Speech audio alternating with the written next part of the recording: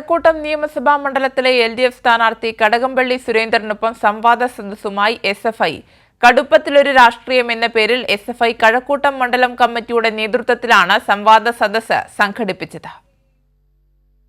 നിയമസഭാ തെരഞ്ഞെടുപ്പിനുള്ള പ്രചരണം ചൂടുപിടിക്കുന്നതിനിടെയാണ് കഴക്കൂട്ടത്തെ ഇടതുപക്ഷ സ്ഥാനാർത്ഥി കടകംപള്ളി സുരേന്ദ്രന് വിദ്യാർത്ഥികളുമായി സംവദിക്കാൻ SFI അവസരമൊരുക്കിയത്.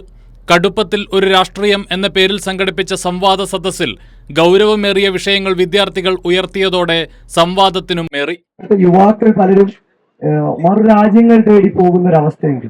അത് ഒരു കാരണം എന്ന് പറഞ്ഞു കഴിഞ്ഞാൽ അവിടെ വികസിതമായ രാജ്യങ്ങളിലേക്കും വികസിതമായ അല്ലെങ്കിൽ ഉന്നതിയുള്ള യൂണിവേഴ്സിറ്റികളിലേക്കും ഇവിടുത്തെ വിദ്യാർത്ഥികൾക്ക് പോകത്തക്കവണ്ണമുള്ള വിദ്യാഭ്യാസം അടിസ്ഥാനപരമായി നമ്മുടെ സർക്കാരിന് കീഴിൽ നൽകപ്പെടുന്നുണ്ട് എന്നുള്ള ഒരു കാരണമാണ്.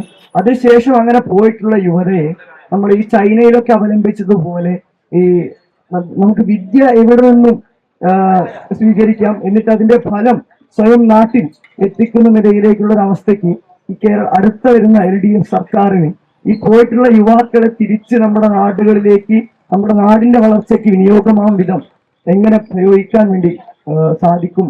ഏറെ നേരം വിദ്യാർത്ഥികൾക്കൊപ്പം ചെലവഴിച്ച സ്ഥാനാർത്ഥി അവരുടെ സംശയങ്ങൾക്ക് വിശദമായ മറുപടിയും നൽകി.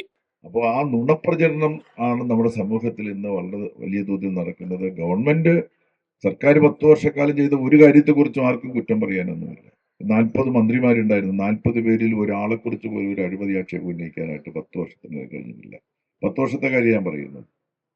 അഴിമതി ആക്ഷേപവുമായിട്ട് ഹൈക്കോടതി ചെന്നിട്ടുള്ള ഘട്ടങ്ങളിലൊക്കെ തന്നെ ഹൈക്കോടതി ആക്ഷേപം വലിച്ചു കീറി ദൂരെ കളയുകയും വളരെ ശക്തിയായിട്ട് ഈ ആക്ഷേപം കൊണ്ടുവരുന്ന ആളുകളെ വിമർശിക്കുകയും ചെയ്ത അനുഭവം നമുക്ക് കാണാൻ വേണ്ടി സാധിച്ചിട്ടുണ്ട്. SFI കഴക്കൂട്ടം മണ്ഡലം കമ്മിറ്റിയുടെ നേതൃത്വത്തിലാണ് സംവാദ സദസ്സ് സംഘടിപ്പിച്ചത്. കാര്യവട്ടം ക്യാമ്പസിൽ നടന്ന പരിപാടിയിൽ നിരവധി വിദ്യാർത്ഥികൾ പങ്കെടുത്തു. കൈരളി ന്യൂസ്, തിരുവനന്തപുരം.